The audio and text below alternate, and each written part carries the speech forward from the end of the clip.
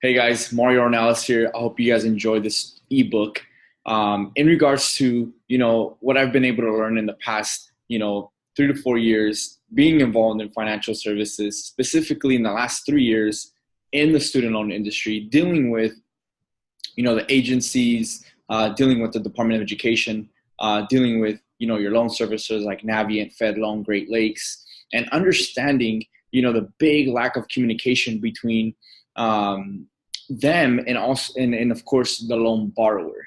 If you have federal student loans, this ebook is going to really equip you and give you the knowledge that you need so that you're not taken advantage of and you're not overpaying on your loans. And I'm going to be sharing here a little quick article that just came out November 28th of 2018. Okay, so this is just a few days ago from today's recording, and it's from Betsy DeVos. She is our Secretary, right, of Education, pretty much part of the U.S. Department of Congress, and officially declared it a crisis, right? So it is now a $1.5 trillion crisis.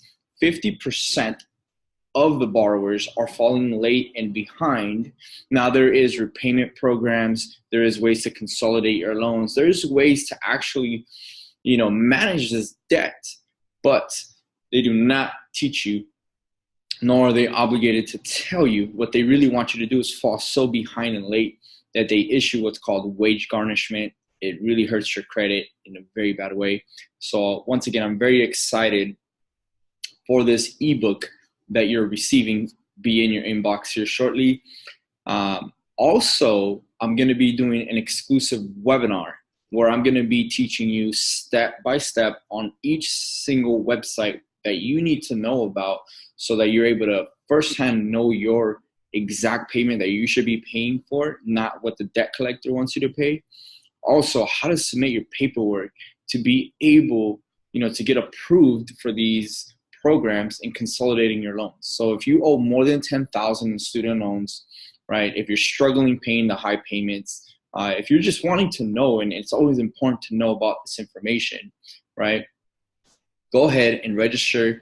It's only $50 to get all the information that you need so that you're able to get, the actual visual websites that you need so that you're able to submit your repayment, request. Also, your documents. I mean, there's agencies out there that I was a part of in the past that charge anywhere from $1,000 to $2,000 to even $4,000 per college loan file to get you on board on these programs. So I'm going to be giving out more than anything for free on this ebook, but I'm actually going to guide you step by step on how to empower you in regards to your student loans. So I hope to see you guys on the register webinar.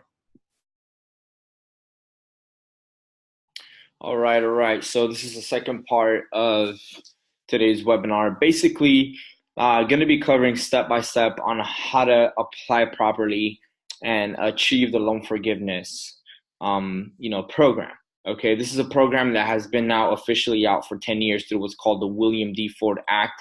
And just today alone, as you can see, this article where they are starting to initiate the loan forgiveness for a lot of borrowers, right? So this is a $1.5 trillion dollar deficit. However, 150 million has already been applied, specifically to those that went to schools that got shut down. So as you can see right here, a lot of people went to schools that got shut down, like Corinthians College and, I think it's like UCI, many other tech-based and private, schools that came in and out, right? Now, majority of the borrowers don't properly get enrolled into these programs, so they don't achieve the actual forgiveness, okay? As you can see right here, as it's stated, and then data shows that 99% of the applicants for student loan forgiveness, they get denied for many different reasons, specifically because they're going through what's called their loan servicers, right? Like Navient, Fed Loan, Great Lakes, Nelnet, and they are not doing a good job of getting everything done properly and efficiently on a yearly basis, okay? So I'm going to teach you how to go directly through the Department of Education and you yourself apply right? So as you can see right here, this is what's called the National Student Loan Data System, the NSLDS, okay? And basically you come here, if you have a login information, you log in. If you don't, which majority of people don't, you can try to attempt to recover your account with emails you've commonly used in regards to your student loans, right? Or even phone number, and try to recover it and update it. If not, what you can do is just create an FSA ID. Make sure you're using your maiden last name, okay, for those that are married into another last name. You want to use your maiden last name or the last name you used when you took the loans out originally. And do not use duplicate emails that someone else might have, because it's going to really mess up pretty much the process for you, okay? So once you have your login information, you want to come to the studentloans.gov repayment estimator, which is this one right here. So as you log in, so let me go ahead and show you the front dashboard. So as you log in, it's going to show you your loans here, and it's pretty simple step by step on filling out.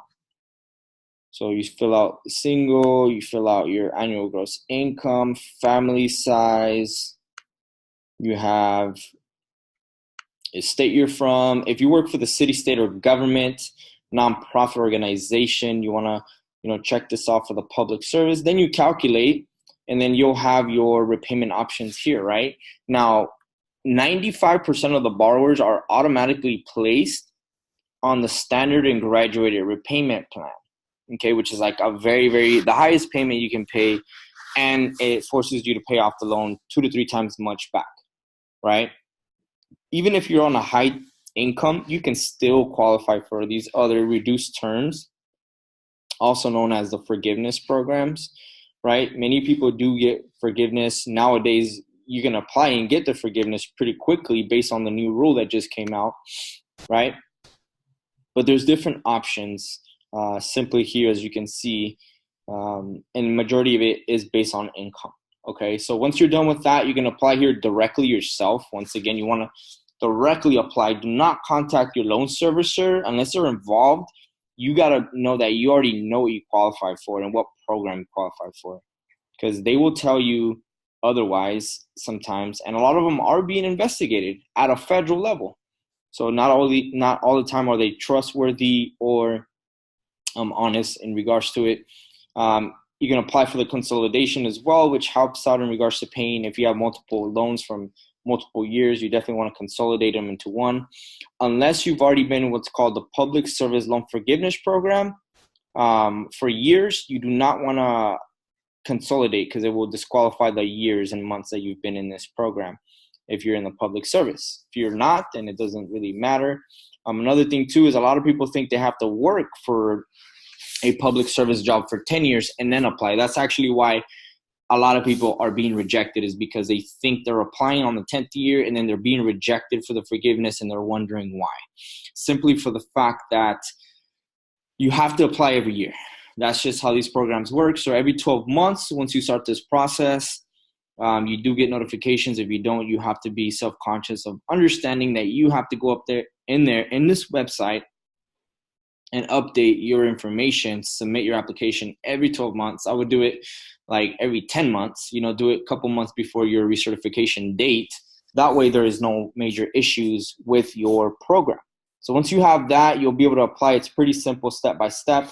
You can actually contact them and stay in communication with the Department of Education to make sure that they are receiving everything that they need. And, I've been able to help hundreds and hundreds of people, applying to these programs. The previous agencies that I've worked for actually charged $1,000 to do this process that I just showed you right now. Yes, believe it or not. Now, if you are in default, like they're garnishing your wages, you're defaulted, which automatically disqualifies you for any of the programs. There is hope for you. So you come to mydebt.ed.gov, and you pretty much want to do the same process, update your login information. If you don't have one, create an account.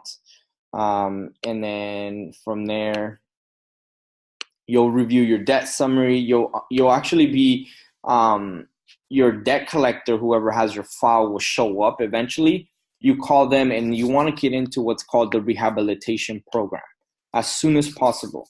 Okay, usually these are like a 7 to 9 month program. Once you're out of that, you'll be eligible for the rest of the programs that I just kind of opened up to, which are these right here. You'll qualify for the income base, and you got to find out exactly when they'll start the garnishment.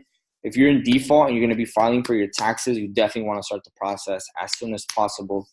That way they do not garnish your taxes or even your wages. If you're late and behind, you can still apply, right? Maybe you're not in default status, and you'll know once you log in and you see your loans, you'll see like a little alert on there that says you're defaulted, right? You basically can still apply for the program, and it will actually waive off those late payments by submitting your application.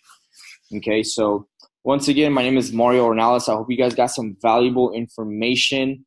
In regards to like how to apply for the loan forgiveness programs, you do not have to pay consulting fees and recertification fees and all that stuff. There's actually hundreds of agencies all over the United States that are charging thousands of dollars for this information that I just shared with you.